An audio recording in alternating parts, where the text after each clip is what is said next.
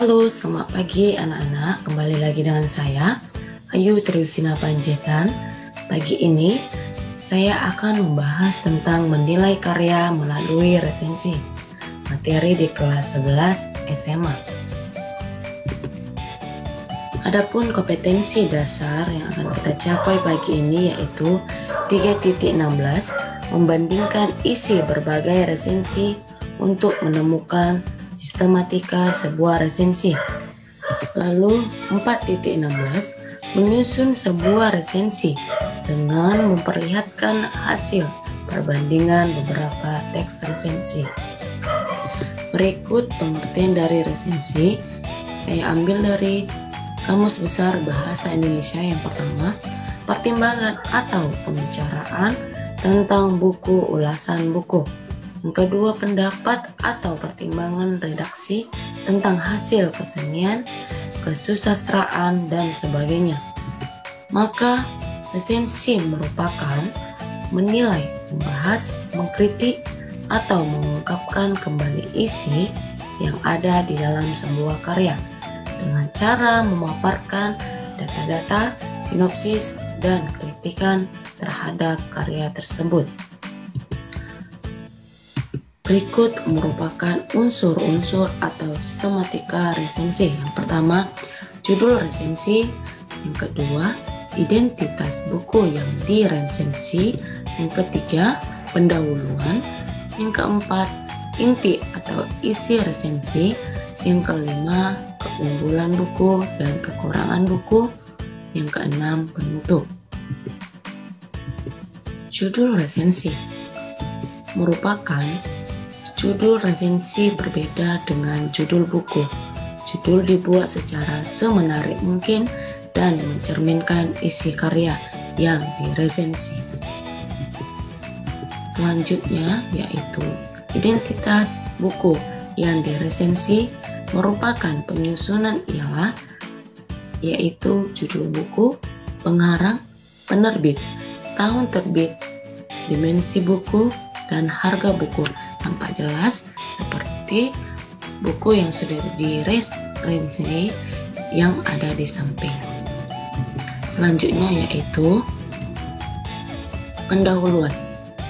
Berisikan paragraf pengantar yang dibuat semenarik mungkin agar pembaca tertarik membaca resensi yang dibuat.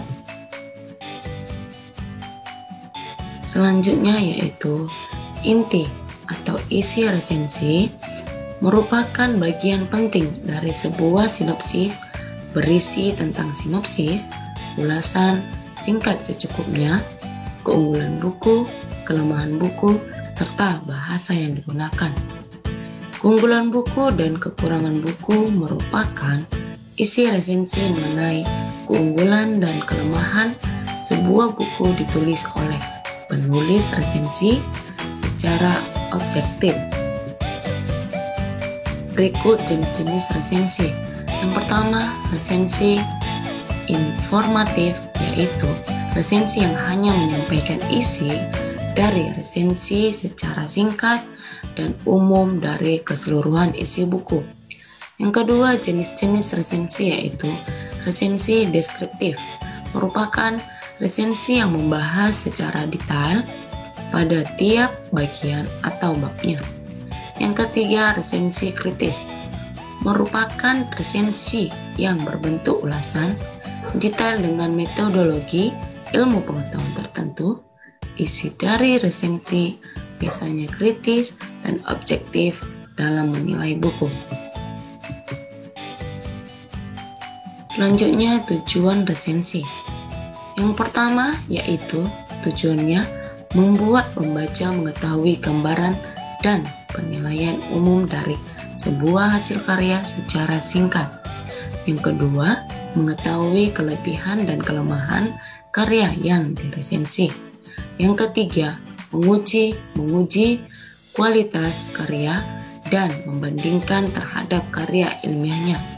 Yang keempat, memberi masukan kepada pembuat karya berupa kritik dan saran. Yang kelima, memberi pemahaman serta informasi secara komprehensif kepada pembaca tentang karya yang diresensi. Berikut manfaat resensi. Yang pertama, menjadi bahan pertimbangan. Merupakan memberi gambaran kepada pembaca tentang suatu karya. Yang kedua, manfaatnya ialah nilai ekonomis. Merupakan mendapat uang dari atau imbalan serta buku-buku yang diresensikan secara gratis dari penerbit buku apabila resensinya dimuat di koran atau majalah.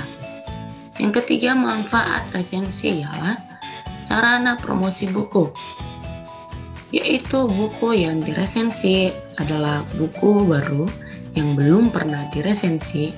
Jadi, resensi merupakan media untuk mempromosikan buku baru. Yang keempat, mengembangkan kreativitas. Merupakan semakin sering kita menulis, semakin terasa kemampuan menulis untuk setiap individu. Nah, baiklah, untuk tugas kamu silahkan kerjakan yang ada di buku Bahasa Indonesia halaman 207. Kamu baca dulu teks resensinya, setelah itu lakukan analisis isi resensi berdasarkan format tabel yang ada di buku kita. Baiklah, sekian penjelasan Ibu hari ini. Kiranya penjelasan yang sudah saya sampaikan dapat dimengerti, dan tetap semangat belajar dan stay at home. Salam sehat dan sampai jumpa.